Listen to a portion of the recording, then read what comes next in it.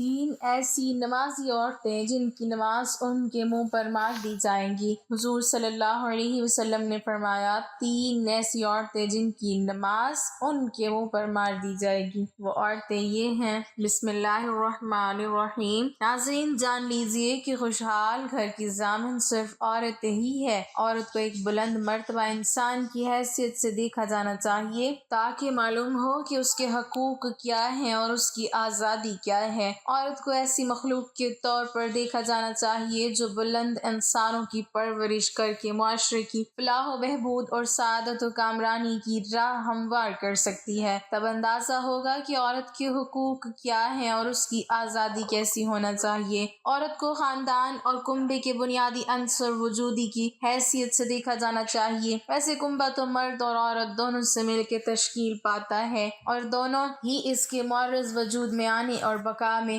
بنیادی کردار کے حامل ہیں، لیکن گھر کی فضا کی طمانینت اور آشیانے کا چین و سکون عورت اور اس کے زنانہ مزاج پر موقوف ہے۔ عورت کو اس نگاہ سے دیکھا جائے تب معلوم ہوگا کہ وہ کس طرح کمال کی منزلیں طے کرتی ہیں اور اس کے حقوق کیا ہیں۔ عورت اور معاشرے میں اس کے ساتھ ہونے والے برتاؤ کا موضوع قدیم ایام سے ہی مختلف معاشروں اور تہذیبوں میں زیر بحث رہا ہے۔ دنیا کی آدھی آبادی عورتوں پر مشتمل ہے۔ دنیا میں انسانی زندگی کا دار و مدار جتنا مردوں پر ہے اتنا ہے عورتوں پر بھی ہے، جبکہ فطری طور پر عورتیں خلقت کے انتہائی اہم امور سنبھال رہی ہیں۔ خلقت کے بنیادی امور جیسے عمل پیدائش اور تربیت اولاد عورتوں کے ہاتھ میں ہے۔ معلوم ہوا کہ عورتوں کا مسئلہ بہت ہی اہمیت کا حامل ہے اور قدیم زمانے سے ہی معاشروں میں مفکرین کی سطح پر اسی طرح مختلف قوموں کی رسوم و روایات اور عادات و اطوار میں اسی پر توجہ دی جاتی رہی ہے۔ پوری تاریخ میں مختلف معاشروں میں عورتوں کے طبقے پر ظلم ہوا ہے۔ یہ انسان کی جہالت کا نتیجہ ہے۔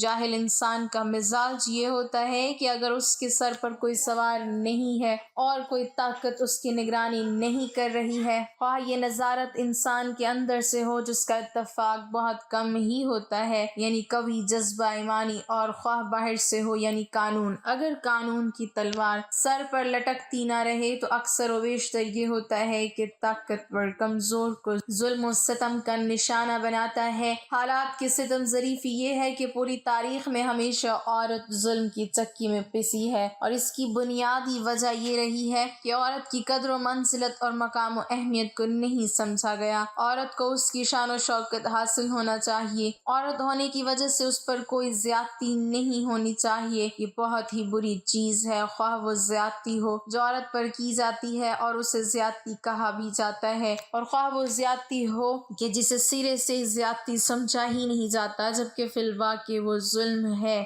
زیادتی ہے۔ مثلاً یہی بننا سنورنا، واہیات میک اپ اور اسے استعمال کی چیز بنا دینا، یہ عورت پر بہت بڑا ظلم اور سراسر زیادتی ہے۔ شاید یہ کہنا غلط نہ ہوگا کہ یہ عورت کے حق میں سب سے بڑی ناانصافی ہے، کیونکہ یہ چیز اسے ارتقاء اور کمال کے تمام اہداف اور امنگوں سے غافل اور منحرف کر کے انتہائی بے وقت اور گھٹیا چیزوں میں مشغول کر دیتی ہے۔ انسان نے اپنے تمام تر دعووں کے باوجود، اپنی تمام تر پرخلوص اور ہمدردانہ مساعی کے باوجود، عورت کے سلسلے میں انجام دیے جانے والے علمی اور ثقافتی کاموں کے باوجود ہنوز دونوں صنفوں بالخصوص صنف ناسک کے بارے میں کوئی صحیح راستہ منتخب اور طے کرنے میں کامیابی حاصل نہیں کی۔ دوسرے لفظوں میں زیادہ روی، کج روی اور غلط نتائج نکالنے اور پھر اسی بنا پر زیادتی، ناانصافی، ذہنی امراض، خاندان سے متعلق مسائل، دونوں صنفوں کے روابط اور میل ملاپ سے متعلق مشکلات آج بھی انسانی معاشرے میں لا ینحل باقی ہیں۔ یعنی جس انسان نے مادی شعبوں میں فلکیات کے میدان میں سمندروں کی گہرائیوں میں اتر کر بے شمار دریافتیں کیں اور جو نفسیات کی موشگافی اور سماجی و معاشی امور میں باریک بینی کا دم بھرتا ہے اور حقیقت میں بھی بہت سے میدانوں میں اس نے ترقی کی ہے، اس عورت کے مسئلے میں ناکام رہا ہے۔ دوسرا شخص ہی غلط ہے۔ اس میں نہ مانو کی نحوست ہر طرح کے تعلق پر اثر انداز ہو رہی ہے۔ میاں بیوی اگر اپنی غلطی کا اعتراف نہ کریں تو گھر کا امن پارا پارا ہو جاتا ہے۔ اولاد اور والدین کے مابین اگر اعتراف جرم کا فقدان ہے تو شفقت و اطاعت کا شیرازہ بکھر جاتا ہے۔ بہن بھائی اگر ایک دوسرے پر الزام تراشی کرتے رہیں تو ان مقدس رشتوں میں بھی ایسی دراڑیں پڑ جاتی ہیں جو آنے والی نسلوں میں ایک دوسرے دوسرے سے دوری کا باعث بنتی ہیں۔ کسی ادارے کے ملازمین اگر اپنی کمزوریوں کا ملبہ دوسروں پر گراتے رہیں تو معاشرے کا نظام اس ملبے تلے دب جاتا ہے۔ لہٰذا ہم میں سے ہر ایک کو چاہیے کہ وہ اپنے اندر موجود اس بری خصلت کی گہرائی تک پہنچے اور اس کو جڑ سے اکھاڑ پھینکے۔ ناظرین، قبولیت اعمال ایک راز ہے جو موت کے بعد ہی کھلے گا، اور اگر اعمال کے قبول ہونے کا معلوم کرنا اتنا آسان ہوتا تو ریاکاروں اور بدعتیوں کی اتنی کثرت نہ ہوتی، لیکن شریعت نے اعمال کے قبول ہونے کا معیار اور شرط بتا دی ہے کہ عمل کرنے والے کا عقیدہ دین اسلام اور سنت کے مطابق اور ہر چیز میں خلوص اور سچائی ہو اور اپنے نیک اعمال کو برباد کرنے والے گناہوں سے بچتا ہو تو اسے اللہ تعالیٰ سے قبولیت اور فضل کی امید رکھنی چاہیے۔ نیکیاں قبول یا ضائع ہونے کی علامات اور ہدایات کے لیے ارشاد فرمایا، جس میں انہوں نے حج کی سعادت پانے والوں کے لیے کہا کہ کائنات کو بنانے کا مقصد اللہ کی عبادت ہے اور عبادت کی قبولیت کے لیے محنت اور جدوجہد ضروری ہے۔ چنانچہ بے ایمان ہونے کی وجہ سے کافر اور منافق کا کوئی بھی عمل آخرت میں فائدہ نہیں دے گا، لیکن انہیں دنیا میں پورا بدلہ دے دیا جائے گا۔ عمل کی قبولیت کے لیے سنت کی پیروی لازمی ہے۔ اخلاص کا مطلب یہ ہے کہ نیکی کرنے کا مطلب اور مقصد صرف اللہ کی رضا ہو، جس کے لیے خلوص نیت بہت اہم چیز ہے، کیونکہ نیت کی وجہ سے چھوٹا عمل بھی بڑا بن جاتا ہے۔ انہوں نے یہ بھی کہا کہ ایمان و تقوی کے ساتھ نیکیاں، نیکی کے لیے دلی رغبت، نیکی پر ثابت قدمی اور انسانی اعضاء کا صحیح سلامت رہنا نیکی قبول ہونے کی علامت میں سے ہیں۔ اگر انسان کو بندگی کی اصلی پہچان مل جائے تو اسے اپنی ساری زندگی کی عبادات بھی ناچیز نظر آئیں۔ تو اسی لیے تو عظیم ترین عبادات کی بات بھی استغفار سنت نبوی ہے، اور مومن کبھی بھی اپنی نیکی پر غرور نہیں کرتا بلکہ اللہ سے قبولیت کا امیدوار رہتا ہے۔ چنانچہ قبولیت کے لیے دعا اور شکر گزاری کرتا رہتا ہے۔ شکر کرنے پر اللہ کی طرف سے قبولیت کا وعدہ ہے، لیکن کچھ ایسی عورتیں ہیں جن کی نماز ان کے منہ پر ماری جائے گی، کیونکہ وہ عورتیں نماز تو پڑھتی ہیں اور جنت میں جانے کے لیے ان کے لیے صرف نماز پڑھنا کافی نہیں ہے کہ وہ جنت تک انہیں پہنچا دے، کیونکہ وہ ایسی عورتیں جو نماز خوب پڑھتی ہیں، خوب روزے رکھتی ہیں اور ایک روزہ نہیں چھوٹتا، لیکن ان کی نماز کا کوئی فائدہ نہیں اور ان کی نماز ان کو جہنم کی آگ سے نہیں بچا سکتی، کیونکہ وہ ایسی نیکیوں کے ساتھ ایسے گناہ کرتی ہیں جو ان کو جہنم میں لے کر جائیں گے۔ کیونکہ آپ صلی اللہ علیہ وسلم نے فرمایا، دو چیزیں اسلام نے ہم کو دی ہیں، پہلی ہے حقوق اللہ، دوسرا ہے حقوق العباد۔ پہلے اللہ کے حقوق، بعد میں بندے کے حقوق۔ اللہ کے حقوق میں نماز، روزہ، زکوٰۃ اور حج ہے۔ اس کے بعد جو حقوق العباد ہیں وہ بہت مشکل ہیں، کیونکہ اگر حقوق اللہ میں سے آپ نے کوئی ایک حق ادا نہ کیا اور اس کے بعد اللہ تعالیٰ سے آپ توبہ کریں تو اللہ تعالیٰ معاف فرما دے گا، کیونکہ وہ غفور الرحیم ہے۔ لیکن اگر حقوق العباد میں سے کسی حق میں پامالی ہو گئی تو حقوق العباد کی معافی نہیں ہے۔ ناظرین، اب ہم آپ کو ان عورتوں کے بارے میں بتاتے ہیں جن کی نماز یا کوئی بھی نیکی قبول نہیں ہوتی۔ رسول اکرم صلی اللہ علیہ وسلم نے یہ بات بھی بیان کی تھی، جو عورت جوان ہو جائے جب تک سر پر دوپٹہ نہیں ہے اس کی نماز قبول نہیں ہوتی، اور آپ نے یہ بھی فرمایا جو اپنے بالوں کو نہیں ڈھانپتی اس کی نماز قبول نہیں ہوتی۔ رسول اللہ صلی اللہ علیہ وسلم نے یہ بھی فرما دیا، اگر کوئی عورت مسجد میں جاتی ہے عطر اور خوشبو لگا کر جب تک وہ غسل نہیں کر لیتی اس کی بھی نماز قبول نہیں ہوتی۔ اس لیے فرمایا، اے عورتوں کی جماعت، تم میں سے کوئی مسجد میں جانا چاہے تو خوشبو لگا کر نہ جائے جب تک یہ غسل نہیں کر لیتی، یہ نماز یا عبادت قابل قبول نہیں۔ حدیث کے الفاظ ہیں، تین ایسے لوگ ہیں ان کی نماز قبول ہونا تو دور کی بات، کانوں سے اوپر تک نہیں جاتی۔ نمبر 1، غلام مالک کی اجازت کے بغیر دوڑ گیا، اور اگر وہ جا کر تہجد بھی پڑھ لے گا لیکن اس کی کوئی بھی نماز یا عبادت قبول نہیں ہوگی۔ نمبر 2، ایسی عورت جو اپنے خاوند کو ناراض کر کے رات گزارتی ہے، اس کی بھی نماز قبول نہیں کی جاتی۔ نمبر 3، ایسا انسان جو لوگوں کو نماز تو پڑھاتا ہے لیکن لوگ اس کی امامت پر خوش نہیں ہیں، اسے پسند نہیں کرتے، شرط یہ ہے کہ کوئی شرعی سبب ہو، ویسے مزاج کی بات نہ ہو۔ ایسا انسان اگر کسی سبب کی وجہ سے لوگ اسے پسند نہیں کرتے تو ایسے انسان کی نماز بھی قبول نہیں ہوتی۔ حضرت ابو ہریرہ رضی اللہ تعالیٰ عنہ سے روایت ہے کہ آپ صلی اللہ علیہ وسلم نے فرمایا، 3 لوگوں کی نہ نماز قبول ہوتی ہے اور نہ کوئی نیکی اوپر چڑھتی ہے۔ نمبر 1، بھاگے ہوئے غلام کی جب تک کہ اپنے مالک کے پاس نہ آ جائے اور ان کے ہاتھ میں اپنا ہاتھ نہ دے دے۔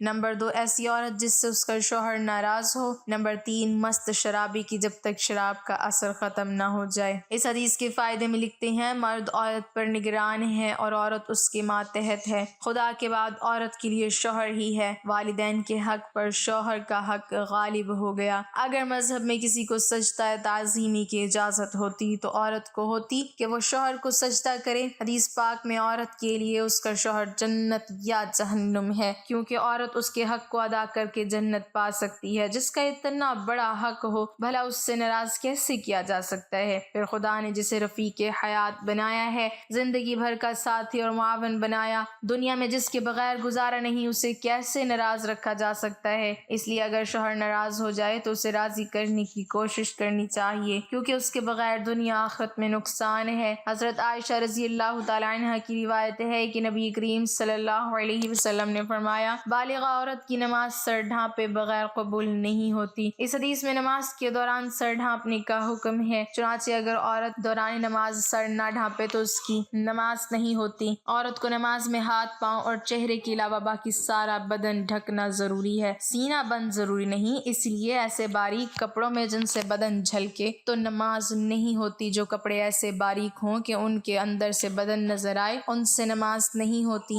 نماز کے لیے دوپٹہ موٹا استعمال کرنا چاہیے، چہرہ، دونوں ہاتھ اور دونوں پاؤں ٹخنوں تک، ان تین اعضاء کے علاوہ نماز میں پورا بدن ڈھکنا عورت کے لیے نماز کے صحیح ہونے کی شرط ہے، اس کے بغیر نماز نہیں ہوگی۔ خواتین کا یہ کہنا کہ جب بندوں سے پردہ نہیں تو خدا سے کیا پردہ، بالکل غلط ہے۔ اللہ تعالیٰ سے تو کپڑے پہننے کے باوجود آدمی نہیں چھپ سکتا، تو کیا پورے کپڑے اتار کر نماز پڑھنے کی اجازت دے دی جائے گی؟ بندوں سے پردہ نہ کرنا ایک مستقل گناہ ہے۔ جو عورت اس گناہ میں مبتلا ہو اس کے لیے یہ کیسے جائز ہو گیا کہ وہ نماز میں بھی سطر نہ ڈھانپے؟ الغرض عورتوں کا یہ شبہ شیطان نے ان کی نمازیں غارت کرنے کے لیے ایجاد کیا ہے۔ نماز کے دوران دوپٹہ کھل جائے اور 3 بار سبحان اللہ کہنے کی مقدار تک کھلا رہے تو نماز ٹوٹ جائے گی، اور اگر سر کھلتے ہی فوراً ڈھک لیا تو نماز ہو گئی۔ نفل نماز تو بیٹھ کے پڑھنے کی اجازت ہے، لیکن بیٹھ کر پڑھنے کا آدھا ثواب ملے گا، لیکن فرض نماز بیٹھ کر نہیں ہوتی، کیونکہ قیام نماز کا رکن ہے،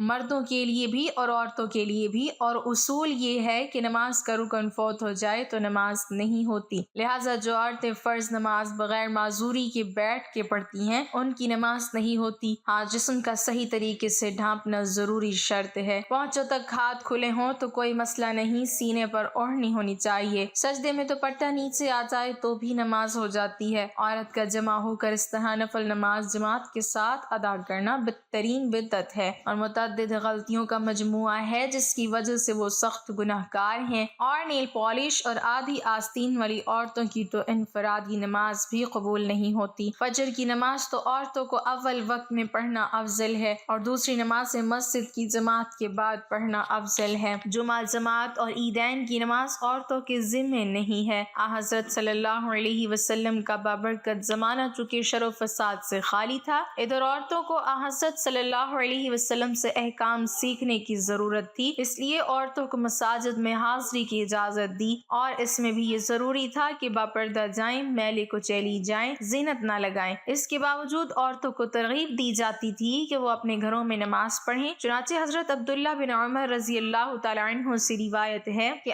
حضرت صلی اللہ علیہ وسلم نے فرمایا، اپنی عورتوں کو مسجد سے نہ روکو، اور ان کے گھر ان کے لیے زیادہ بہتر ہیں۔ حضرت عبداللہ بن مسعود رضی اللہ تعالی عنہ سے روایت ہے کہ رسول اللہ صلی اللہ علیہ وسلم نے فرمایا، عورت کا اپنے کمرے میں نماز پڑھنا اپنے گھر کی 4 دیواری میں نماز پڑھنے سے بہتر ہے، اور اس کا پچھلے کمرے میں نماز پڑھنا اگلے کمرے میں نماز پڑھنے سے بہتر ہے۔ مسند احمد میں حضرت ام حمید سعدیہ رضی اللہ تعالی عنہ سے مروی ہے کہ انہوں نے عرض کیا، یا رسول اللہ صلی اللہ علیہ وسلم، میں آپ کے ساتھ نماز پڑھنا پسند کرتی ہوں۔ آپ صلی اللہ علیہ وسلم نے فرمایا، مجھے معلوم ہے کہ تم کو میرے ساتھ نماز پڑھنا محبوب ہے، مگر تمہارا اپنے گھر کے کمرے میں نماز پڑھنا گھر کے صحن میں نماز پڑھنے سے بہتر ہے، اور گھر کے صحن میں نماز پڑھنا گھر کے احاطے میں نماز پڑھنے سے بہتر ہے، اور احاطے میں نماز پڑھنا اپنے محلے کی مسجد میں نماز پڑھنے سے بہتر ہے، اور اپنے محلے کی مسجد میں نماز پڑھنا میری مسجد میں میرے ساتھ نماز پڑھنے سے بہتر ہے۔ راوی کہتے ہیں کہ حضرت ام حمید رضی اللہ تعالی عنہ نے یہ ارشاد سن کر اپنے گھر کے لوگوں کو حکم دیا کہ گھر کے سب سے دور اور تاریک ترین کونے میں ان کے لیے نماز کی جگہ بنا دی جائے، چنانچہ ان کی ہدایت کے مطابق جگہ بنا دی گئی۔ وہ اسی جگہ نماز پڑھا کرتی تھی یہاں تک کہ اللہ تعالیٰ سے جا ملی۔ یہ تو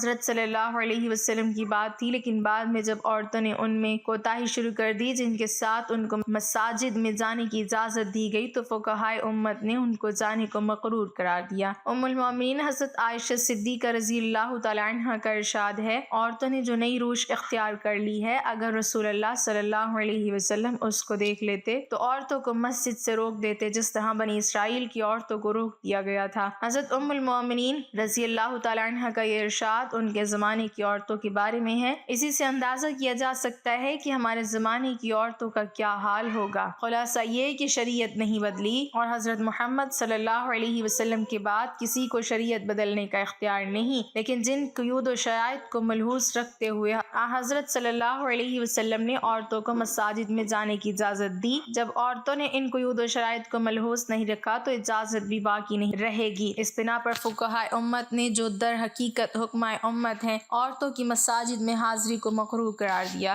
گویا یہ چیز اپنی اصل کے اعتبار سے جائز ہے، اگر کسی عارضی کی وجہ سے ممنوع ہو گئی ہے، اور اس کی مثال ایسی ہے کہ وبا کے زمانے میں کوئی طبیب امرود کھانے سے منع کر دے۔ اب اس کے معنی یہ نہیں کہ اس نے شریعت کے حلال و حرام کو تبدیل کر دیا، بلکہ مطلب یہ کہ ایک چیز جو جائز و حلال ہے وہ ایک خاص موسم اور ماحول کے لحاظ سے مضر صحت ہے، اسی لیے اس سے منع کیا جاتا ہے۔ اللہ پاک ہمیں دین کی سمجھ نصیب فرمائے اور ہمارا خاتمہ ایمان پر فرمائے، آمین۔ ناظرین، کمنٹ باکس میں اللہ تعالیٰ کے 99 ناموں میں سے ایک نام ضرور ٹائپ کریں۔